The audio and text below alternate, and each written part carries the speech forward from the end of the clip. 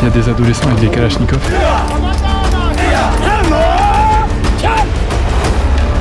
Général, combien d'hommes vous avez tués? Attends, m'a dit ça. Tu as déjà tué des gens? Ah, oui, selon mon travail. Violer déjà, c'est très grave. Pourquoi violer une femme à 12? J'étais violée en présence de mon fils. Salut tout le monde, j'espère que vous allez bien. Avant de commencer cette vidéo, je voulais juste vous faire un petit message pour vous remercier infiniment de tous vos retours, tous vos partages sur ma dernière vidéo dans les mines de coltan en République démocratique du Congo. Vous êtes même plus de 30 000 à vous être abonnés à ma chaîne, donc voilà, merci beaucoup. Dans mon documentaire Kivu, qui est sorti uniquement sur la plateforme Brutix, vous avez pu voir des extraits sur les réseaux sociaux et il y en a une qui vous a fait beaucoup réagir, c'est l'interview avec le chef du groupe armé, le MNLC, le Mouvement Nationaliste pour la Libération du Congo. Et dans cette vidéo, je voulais vous expliquer comment j'en suis venu à me dire dans ma tête qu'il fallait que j'aille interviewer un chef rebelle en RDC. Je vous préviens, ça va pas être facile, donc accrochez-vous. Ce projet, j'ai commencé à l'imaginer en 2018 après avoir réalisé 2 documentaires pour Brut. Le premier, c'était en mars de cette année-là. Je suis parti en Ouganda parce que des milliers de Congolais fuyaient la région d'Ituri qui se trouve au nord-est de la République démocratique du Congo et où beaucoup de massacres avaient lieu à cause de violences intercommunautaires et d'attaques de groupes armés. Du coup, je suis tout de suite parti là-bas. Je vous mets un extrait de ce que j'ai pu filmer sur place.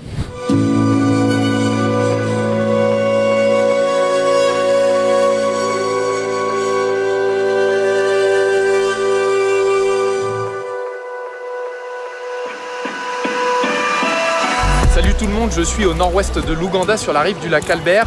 Depuis décembre 2017, environ 50 000 Congolais de République démocratique du Congo ont accosté ici. Ils ont fui des violences intercommunautaires dans leur pays et après avoir traversé le lac Albert, ils arrivent dans ce petit village de pêcheurs ougandais.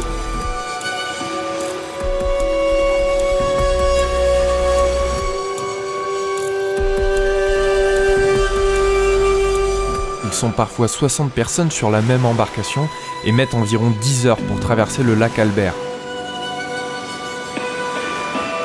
En sachant que la plupart d'entre eux ne savent pas nager, ils risquent donc leur vie dans cette traversée. Les images parlent d'elles-mêmes, ce sont principalement des femmes et des enfants qui fuient le Congo.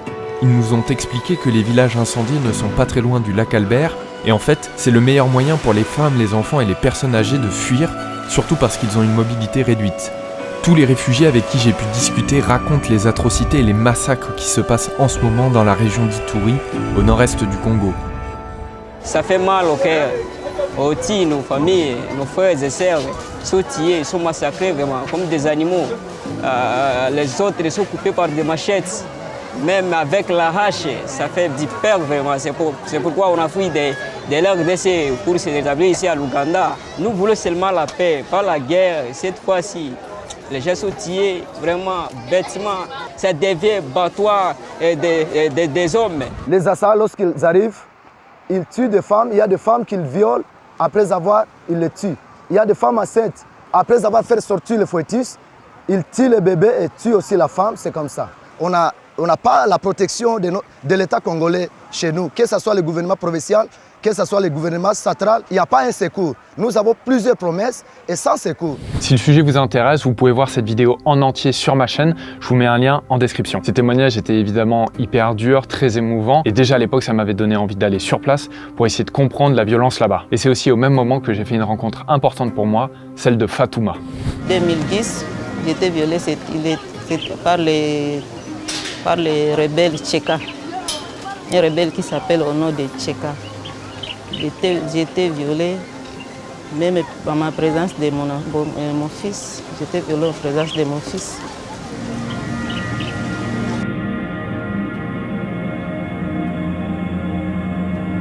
Jusqu'à présent, il ne veut pas même rester avec moi, même 2 ou 3 jours. Parce qu'il se rappelle... Il se rappelle de ce qui s'est passé là-bas. C'est trop dur pour lui. C'est trop dur.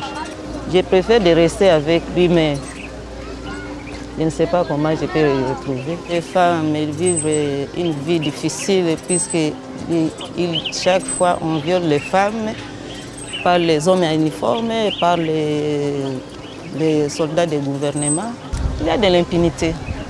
Quand on vient de vous violer, vous venez de mettre les problèmes en justice.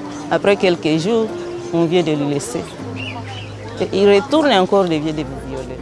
Fatouma, elle a une histoire très compliquée, comme beaucoup de femmes dans l'est de la République démocratique du Congo, parce qu'elle a été violée à 2 reprises par plusieurs hommes. La première fois par des membres d'un groupe armé qui s'appelait auparavant le Nduma Defense of Congo, le NDC, et on les appelait aussi les rebelles Tcheka, parce que leur chef s'appelait Tcheka. Retenez bien ce nom parce que ça sera important pour la suite. Et elle a été violée une 2e fois par des soldats de l'armée congolaise, les FARDC, qui sont régulièrement accusés de violences sexuelles à l'est du pays. Fatouma a été soignée dans l'hôpital du docteur Denis Mukwege, un gynécologue qui répare les femmes victimes de violences sexuelles en RDC. Fatouma m'a beaucoup marqué parce que c'est très dur de dénoncer les violences sexuelles dans ce pays. On risque beaucoup, c'est pour ça qu'elle s'est réfugiée en Ouganda.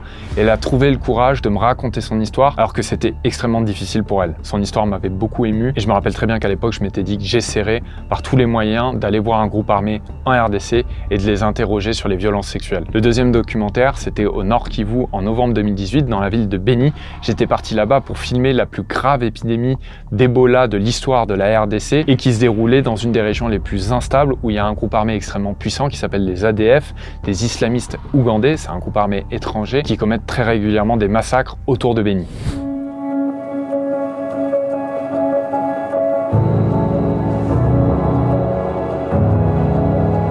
Ebola est une maladie très dangereuse. Actuellement, au Nord Kivu, un patient sur 2 meurt de la maladie à virus Ebola. La situation est très grave.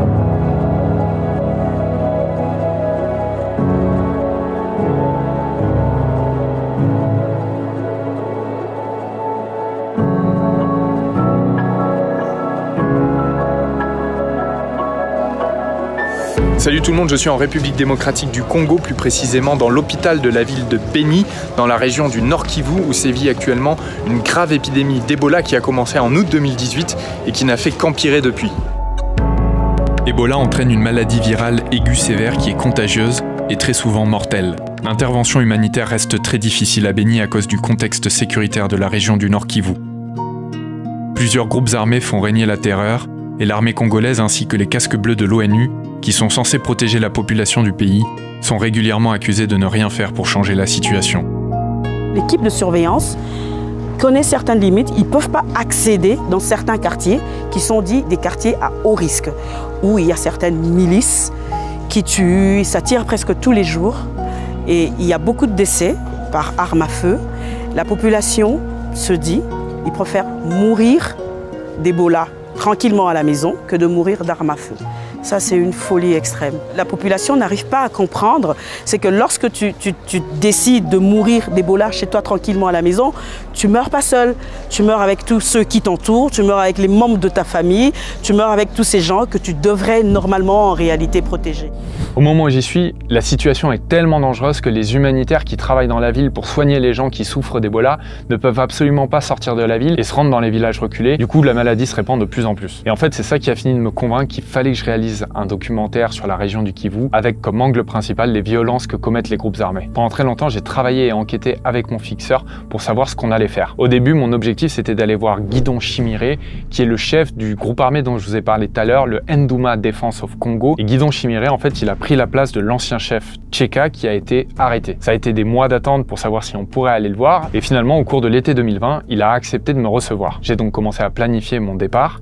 Sauf qu'en cours de route, j'ai appris que l'armée congolaise lançait une grande offensive pour essayer d'arrêter Guidon Chimiré. Du coup, il est parti dans les forêts de la région qu'il contrôle et on n'a plus jamais eu de nouvelles. En fait, ça m'a beaucoup saoulé parce que je voulais vraiment aller le voir pour plusieurs raisons. Parce que c'est un chef de groupe armé puissant, parce que sa milice est connue pour avoir commis des viols de masse et des massacres, aussi parce que dans sa région, je sais qu'il exploite les ressources naturelles et notamment les minerais, et enfin parce que j'aurais aimé le confronter avec le témoignage de Fatouma. À l'époque où Tcheka était encore le chef, c'était un de ses caporals, et donc il a peut-être donné des ordres qui ont conduit au viol de masse dont a été victime Fatouma. Mais voilà, ça s'est pas fait, donc il a fallu chercher quelqu'un d'autre. Et mon fixeur, qui a beaucoup de réseaux et de contacts au Kivu, qui est aussi un excellent journaliste, a réussi à entrer en contact avec le porte-parole du MNLC, le Mouvement Nationaliste pour la Libération du Congo, que je suis allé voir dans mon documentaire, qui est une milice assez jeune et qui est une coalition de plusieurs groupes armés du sud Kivu. Ce qui m'a posé problème, c'est que sur ce groupe armé, j'avais très peu de billes. J'avais très peu d'informations à la fois sur le général Constantin Bachunga que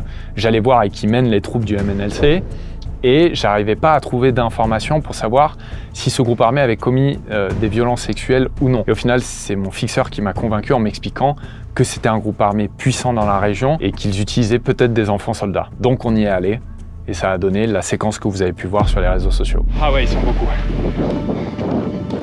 Je dirais une cinquantaine. Ils sont tous armés avec des kalash. Jambo. Jambo.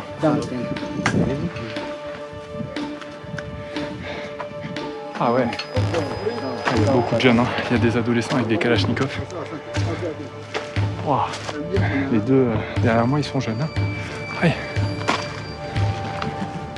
Si vous n'avez pas vu l'interview en entier ni le documentaire, vraiment je vous conseille de vous abonner et d'aller le voir parce que je pense que vous allez comprendre beaucoup de choses sur ce qui se passe là-bas. Le docteur Denis Mukwege est passionnant et il explique très bien le lien qu'il y a entre l'exploitation des ressources naturelles et les violences dans la région. Avant de terminer cette vidéo, je voulais juste garder le meilleur pour la fin parce que vraiment le témoignage de Fatouma m'avait beaucoup marqué et je lui avais promis que si un jour j'allais voir le docteur Denis Mukwege qui l'a soigné, je lui montrerai un message qu'elle avait pour lui. Je vous laisse regarder les images. Il y a 2 ans, j'ai rencontré une femme en Ouganda qui est réfugiée, qui a été violée par un groupe armé en 2010 et que vous avez soignée.